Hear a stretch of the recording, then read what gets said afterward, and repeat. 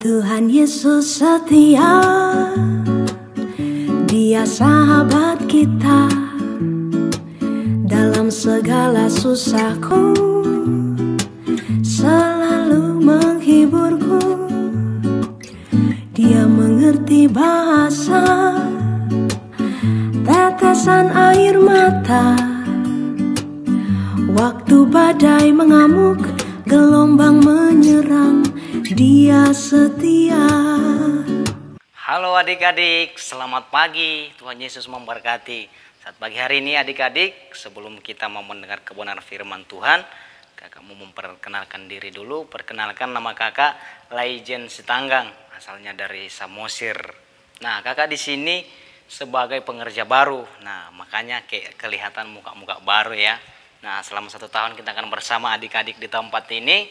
Kita sama-sama kita saling bergandengan tangan, saling mendoakan satu sama yang lain supaya kita tetap sehat dan makin baik buat ke depan.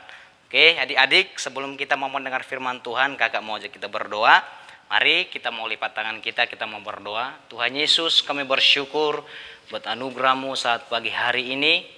Oleh karena kemurahan-Mu kami boleh kembali lagi mau mendengar kebenaran firman-Mu. Kami buka hati kami Tuhan, kami buka pikiran kami. Kami telah siap mendengar kebenaran firman-Mu, dan biarlah kebenaran firman-Mu menjadi rema dan bahkan kekuatan bagi setiap pribadi kami lepas pribadi. Kami siap mendengar firman-Mu di dalam nama Yesus Kristus. Haleluya. Amin. Nah, adik-adik yang kekasih, puji Tuhan.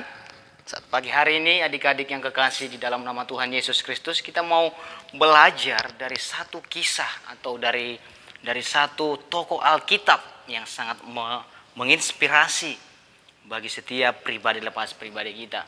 Nah, mari adik-adik, kalau yang punya Alkitab buka Alkitab, kalau yang ada handphone buka di handphone saja, ya nggak apa-apa.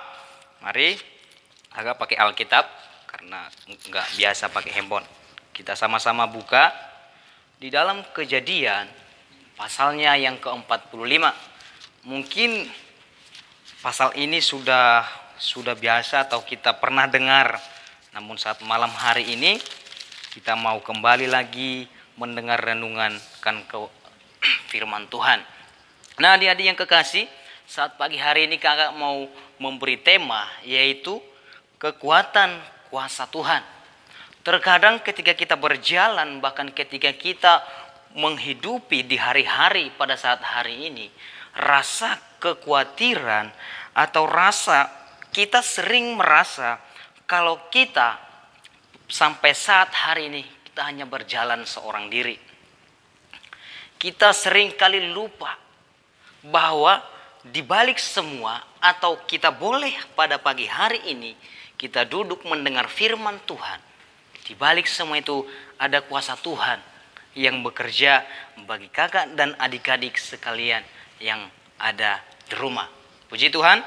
Nah, kita akan baca adik-adik di Kejadian pasal yang ke-45, 2 ayat saja. Sebenarnya satu perikop ini 28 pasal, tapi kita hanya baca 2 ayat saja. Dan kakak akan bacakan di pasal 45 di ayat yang ke-5 dan 8 saja. Kakak akan baca di ayat yang ke-5. Tetapi sekarang janganlah bersusah hati dan janganlah menyesali diri, karena kamu menjual aku ke sini, sebab untuk memelihara kehidupanlah Allah menyuruh aku mendahului kamu. Ayat yang ke-8, perhatikan. Jadi bukanlah kamu yang menyuruh aku ke sini, tetapi Allah, Dialah yang telah menempatkan aku sebagai bapa bagi Firaun dan tuan atas seluruh istananya dan sebagai kuasa atas seluruh tanah Mesir. Puji Tuhan adik-adik. Nah, saat hari ini kakak mau kasih poin yang pertama. Kalau adik-adik suka menulis atau mencatat, boleh dicatat. Mungkin karena supaya lebih diingat ya, mana tahu lupa. Tapi kalau dicatat mungkin besok-besok kita boleh buka lagi catatan yang sudah kita catat. Poin yang pertama kakak mau kasih, jangan mudah atau jangan langsung mempersalahkan keadaan yang sedang terjadi. Kalau kita belajar dari kisah Yusuf, ya adik-adik, kisah Yusuf. Kalau kita mundur jauh dari kisah Yusuf, bagaimana ketika awal dia dibenci oleh saudara-saudaranya. Ketika itu Yusuf diberi pakaian yang bagus dari ayahnya. Yang kedua, bagaimana Yusuf oleh saudara-saudaranya dibuang ke dalam sumur. Yang ketiga, Yusuf dijual ke orang Mesir. Dan sesampai di Mesir, Yusuf dimasukkan dalam penjara karena tuduhan ingin memperkosa istri Potifar. Nah, adik-adik yang kekasih, kita mau melihat bagaimana atau kenapa Yusuf ketika dia menuliskan, ketika Yusuf di sini di dalam perikop ini dia mengatakan Tuhan yang menyuruh aku ke sini. Artinya, kalau kita belajar, kita kembali bahkan kita simpulkan dari seluruh kehidupan Yusuf adalah dia seorang yang tidak mudah mempersalahkan keadaan. Yusuf tidak mempersalahkan keadaan ketika dia berjumpa dengan saudara-saudaranya. Yusuf tidak mempersalahkan mereka. Tapi di sini Yusuf berkata tidak ada yang salah. Artinya rasa sayang Yusuf kepada saudara-saudaranya atau rasa sayang Yusuf ditunjukkan kepada saudara-saudaranya, adik-adik yang kekasih. Nah, yang kedua di ayat yang ke-8, mari kita baca.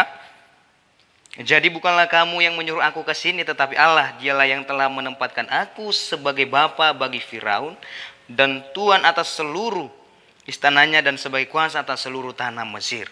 Poin yang kedua yang mau kakak bagikan bagi adik-adik yang di rumah adalah menanggapi apa yang terjadi dengan positif. Apa yang terjadi tadi poin pertama, jangan mudah menyesali apa yang terjadi. Yang kedua kakak bagikan, jangan mudah atau mulailah ubah cara pandangmu menjadi cara pandang yang positif seperti Yusuf. Yusuf tidak mempersalahkan tadi yang pertama, yang kedua ini dia mencoba berpikir bahwa segala sesuatu yang Yusuf alami, penderitaan yang Yusuf alami dalam hidupnya, Yusuf berpikir positif di ayat yang ke-8. Tetapi Allah, dialah yang menempatkan aku sebagai bapa bagi Firaun dan tuan atas seluruh istananya dan sebagai kuasa atas seluruh tanah Mesir. Artinya Yusuf menyadari apa yang terjadi, apa yang dikerjakan keluarganya itu rancangan Tuhan. Nah, kembali lagi adik-adik, saat hari ini kakak mau tekankan di sini bagi adik-adik sekalian yang di rumah. Apapun yang terjadi dalam hidup kita pada akhir-akhir ini, mungkin keluarga kita tidak senang dengan kita. Teman-teman kita di sekolah, sahabat-sahabat kita sering mengucilkan, bahkan dia tidak mau kita bangkit. Sama seperti saudara-saudara Yusuf. Mereka tidak mau melihat Yusuf bangkit. Tapi lihat, ketika Yusuf memiliki gaya hidup yang berbeda, ketika Yusuf percayakan semua itu adalah rancangan Tuhan, di satu titik Tuhan angkat Yusuf menjadi seorang pemimpin. Adik-adik, saya percaya juga bahwa adik-adik yang ada di tempat ini, persoalanmu boleh banyak, namun ingat, kita harus boleh belajar, mulai sekarang belajar cara mengubah cara pandang kita menjadi cara pandang yang positif. Agar apa yang kita kerjakan, apa yang terjadi pada saat hari ini, itu menjadi suatu perenungan. Bahkan itu menjadi suatu langkah, suatu tangga kita untuk menuju ke level yang lebih tinggi.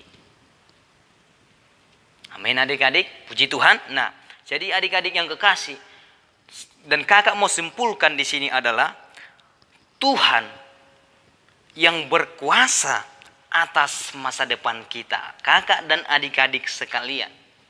Saat hari ini keraguan boleh banyak, mungkin bagi yang SMP mau menjadi SMA yang bagaimana.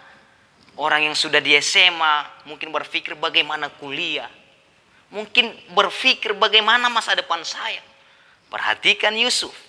Ketika Yusuf dalam kehidupannya, dia di satu titik Tuhan angkat dia.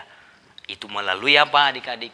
Tapi lihat gaya kehidupan Yusuf yang membuat dia seperti itu. Dan Tuhan berkenan kepada Yusuf. Puji Tuhan adik-adik. Nah, jadi pada saat hari ini, jangan terlalu mudah menyesali apa yang sedang terjadi. Yang kedua, ubah cara pikirmu supaya kita menjadi cara pikir yang positif. Puji Tuhan adik-adik, inilah kebenaran firman Tuhan saat pagi hari ini. Biarlah ini memberkati setiap pribadi lepas pribadi kita. Mari kita sama-sama berdoa dan menundukkan kepala kita mau berdoa.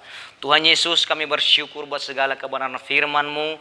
Saat pagi hari ini Tuhan, kami boleh mendengar, bahkan kami boleh membacakan firman-Mu Tuhan Yesus. Diberkatilah kami yang mendengar, bahkan kami menjadi pelaku-pelaku kebenaran firman-Mu, bukan hanya sebagai pendengar Tuhan. Terima kasih Bapa yang baik, adik-adikku yang kekasih. Bilang Kamu memberkati mereka masa depan yang ceria seperti Tuhan memberikan kepada Yusuf. Demikian juga janji-Mu akan nyata dalam setiap pribadi kami. Terima kasih Bapa yang baik, terima kasih Tuhan. Kami berdoa dan telah mengucap syukur di dalam nama Tuhan Yesus Kristus. Haleluya, amin. Shalom adik-adik, puji Tuhan. Tuhan Yesus memberkati.